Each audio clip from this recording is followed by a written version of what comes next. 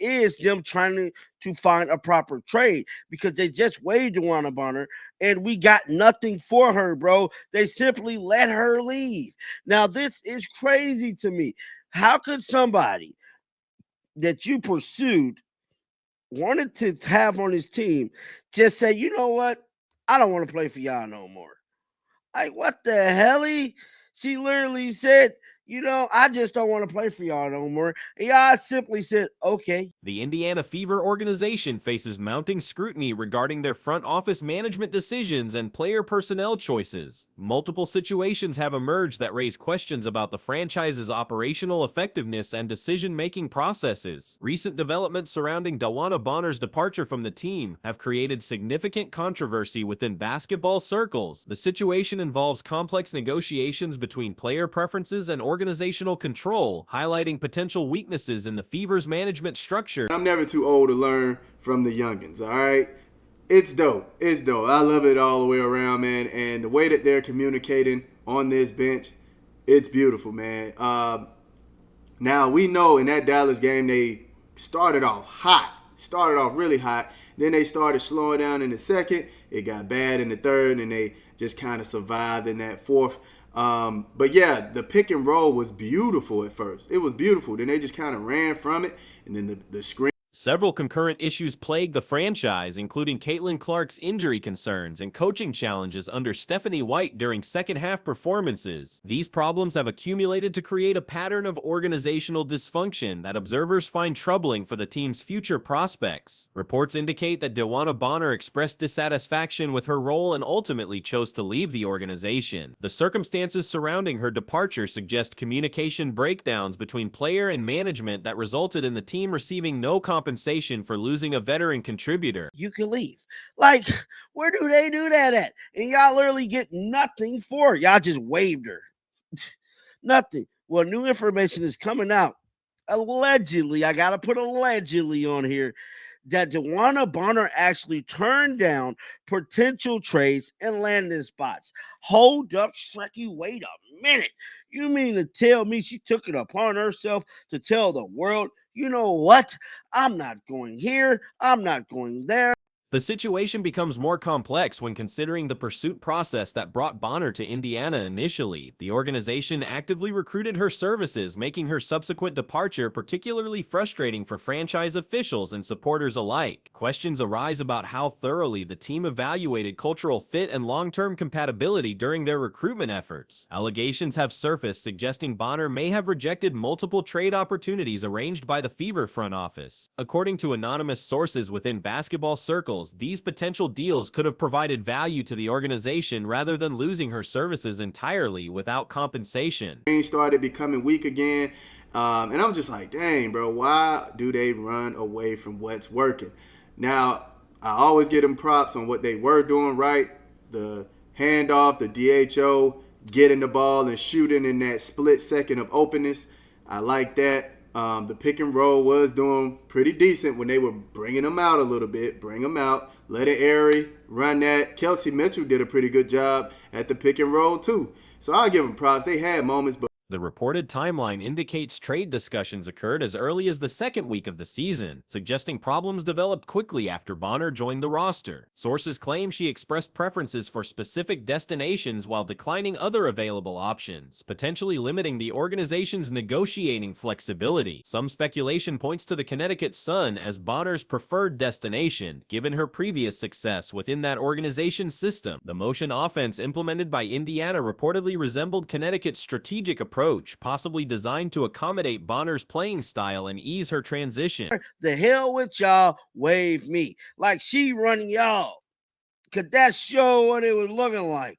Now, I did a video, well, actually a live, a few days ago when it all went down, telling y'all, DeWanna Bonner was the main reason they was running this most shit offense. It was simply for her. It was very similar to the style of offense they ran in Connecticut.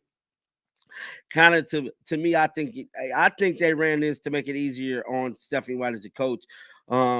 This offensive system choice may have reflected Coach Stephanie White's attempt to simplify game management while avoiding the complexities of fully utilizing Caitlin Clark's dynamic capabilities. The strategy appears to have backfired given the team's second-half struggles and Bonner's eventual departure. Anonymous industry sources suggest that other WNBA organizations have been advised against signing Bonner through waiver claims, citing concerns about her willingness to honor contractual commitments. These warnings allegedly stem from her handling of the Indiana situation and potential pattern of behavior. But right in that second, going to the early fourth, it was a little stagnant, man. It was a little stagnant. The offense was kind of all over the place. But, yeah, nonetheless, man, the pick and roll is something that they need to work on, man. I'm telling you. The pick and roll is so important in the WNBA and NBA, man. It is like 90% of teams playing. Like, it's the best way to create disadvantages. It's the best way to create mismatches. The fact that Bonner remains unsigned despite her championship pedigree and all-star credentials lends credibility to these reports. A player of her caliber would typically secure immediate employment elsewhere, making her continued availability suspicious to league observers. Financial considerations add another layer of complexity, as Bonner's departure cost Indiana approximately $200,000 in salary obligations without receiving any roster assets in return. This represents poor resource management for an organization operating under salary cap constraints. Basically, she kind of really didn't want to probably deal with the Caitlin Clark effect thing with her running the read and react offense. This is my theory. But as of right now, they got to come up with a scheme because whatever she's running is not working in the second half. But with all that being said, let's check out this tweet, man, I came across. This here is crazy, bro. So shout out to CCAKG on Twitter, man, for actually pulling this up. To take with a grain of salt, etc. Just like I stated, man, this information is allegedly, but it's the situation reflects broader concerns about the Fever front office's negotiating strength and willingness to take firm stances with players. Perceptions of organizational weakness could encourage future roster moves that favor player preferences over team interests. Meanwhile, former WNBA star Sue Bird has increased her public commentary on league issues, particularly addressing the physical nature of competition. Her insights carry significant weight given her playing experience and current ownership stake in Seattle Storm. Bird's recent statements challenge common narratives about WNBA physicality, arguing that players don't necessarily embrace rough play as a badge of honor. She suggests that defensive physicality has become excessive due to inconsistent officiating rather than player preference. The best way, man. So they have to learn how to get those screens to stick. That's the main thing, man. Get those screens to stick and learn how to actually get Caitlin open, man. You know, that's what I'm looking for when she gets back out there with Aerie. That's what I'm going to be looking for. Can we get Caitlin open off ball? Because right now the off-ball game has been atrocious for Caitlin Clark, man. And that's a huge problem.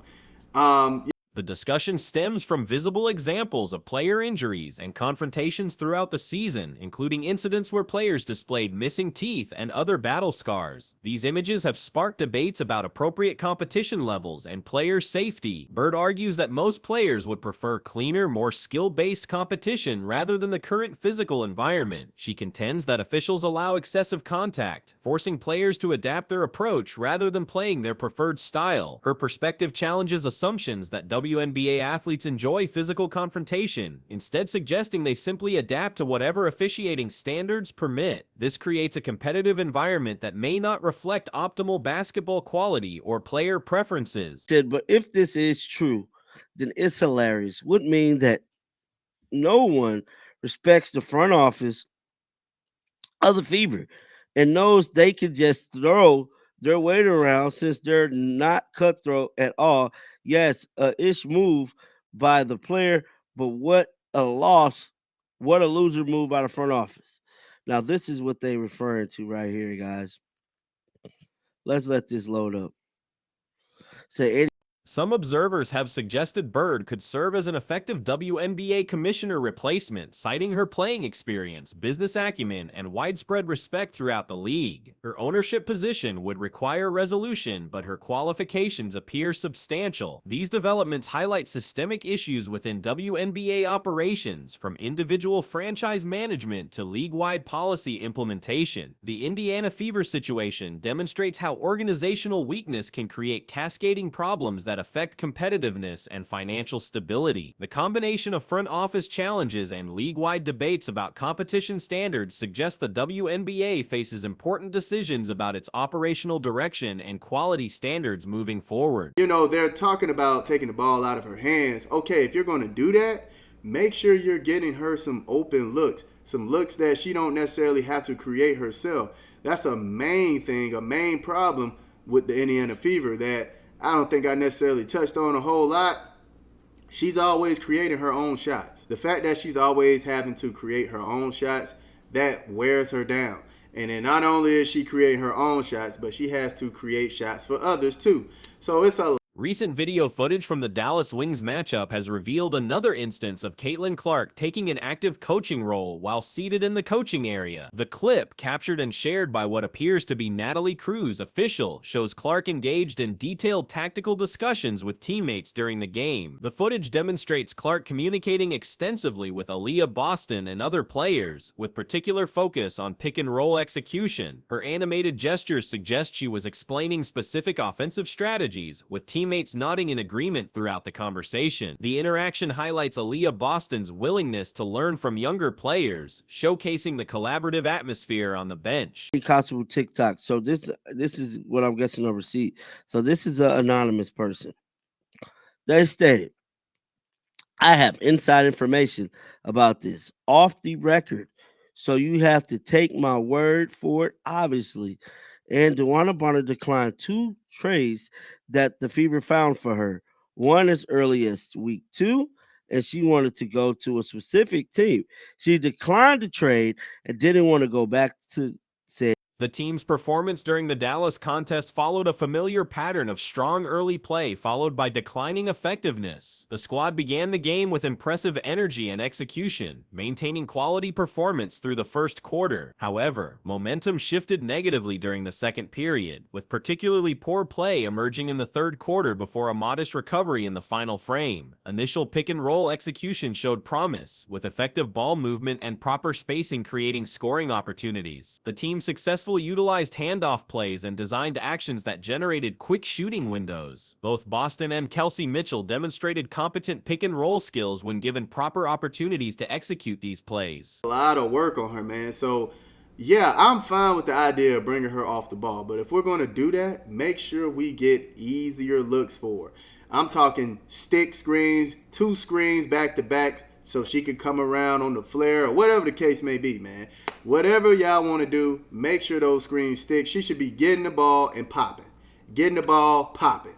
Just open look after open look after open look if she's going to play all ball. If we can get like a Warriors game plan, like how. However, the offense became increasingly stagnant as the game progressed, particularly during the transition from the second quarter into the early fourth period. The team appeared to abandon successful strategies, reverting to less effective approaches that limited scoring chances. Screen quality deteriorated, allowing defenders to maintain close contact with ball handlers and reducing the effectiveness of design plays. Pick-and-roll execution remains a critical area requiring improvement for the team. This fundamental basketball concept serves as the foundation for approximately 90% of professional basketball offenses, providing the most reliable method for creating mismatches and exploiting defensive weaknesses. Success depends heavily on setting solid screens that prevent defenders from easily navigating around picks. Teams that didn't want to go back to said teams. It's probably the Connecticut Sun. And this didn't provide any value back like other players. We have recently seen what a trade looked like. Marbury, Dana White of Chicago, etc. Same source that provided me this info about this stated, this is personally the issue I have. It's okay if Clark's off-ball movement represents a significant concern that requires immediate attention. Throughout the season, her ability to receive passes in advantageous positions has been severely limited by poor screening and inadequate play design. When teams attempt to reduce her ball handling responsibilities, they must simultaneously create easier scoring opportunities through improved off-ball actions. The current system forces Clark to create most of her own scoring chances while also generating opportunities for teammates. This dual responsibility creates excessive physical and mental fatigue that impacts her overall effectiveness. Implementing more off-ball actions would reduce this burden while potentially increasing her scoring efficiency. They have for Steph and Curry. I would love that for Caitlin. But those screens, they have to do better. They have to do better on those screens. They're not sticking. Players are just getting right around them. They're getting slim. They're sticking with her, keeping their hand on her. And, you know, a part of that is the ref, too, because players do hold on to Caitlin, scratching her and stuff like that. And they're getting away with that. So, if anything, you have to make sure, maybe you do a little extra to make sure the screens stick. I'm not saying play. Effective screening sequences, similar to those employed for Stephen Curry with the Golden State Warriors, could dramatically improve Clark's offensive impact. Multiple consecutive screens, flare actions, and backdoor cuts would create the open looks currently missing from the team's offensive approach. These strategies require precise execution and commitment from all participants. Current screening attempts often fail due to inadequate contact and poor positioning. Defenders easily slip around picks, maintaining close coverage that eliminates scoring advantages. Officials occasionally miss illegal contact that further impedes Clark's movement, though players must adapt by ensuring screens achieve maximum effectiveness within permitted rules. If you want to leave and don't like the fit, but to force your hand of the front office to waive you and bring zero value back after being paid $200K is cool. My 2 cents. Teams have been advised to not pick her up of waivers for the same reason. So that's when I made the video pretty much leaking that basically saying that teams been advised not to get her, bro. Physical fatigue significantly impacts Clark's decision-making regarding shot selection when exhaustion prevents effective drives to the basket or successful facilitation for teammates. Long-range attempts become the most viable scoring option. These circumstances explain some questionable shot choices that might otherwise appear poor judgment. The addition of Aaliyah Boston creates potential for improved offensive diversity. Utilizing both players simultaneously could allow Boston to initiate pick-and-roll actions while Clark operates from advantageous positions. This approach might collapse defenses toward Boston while creating open perimeter opportunities for Clark. Dirty, but man, look, you have to figure out a way to get Caitlin open on the off ball if you're going to keep her off of the ball for a while to give her a break. Because looking at it, yeah, it's been bad the entire season, man.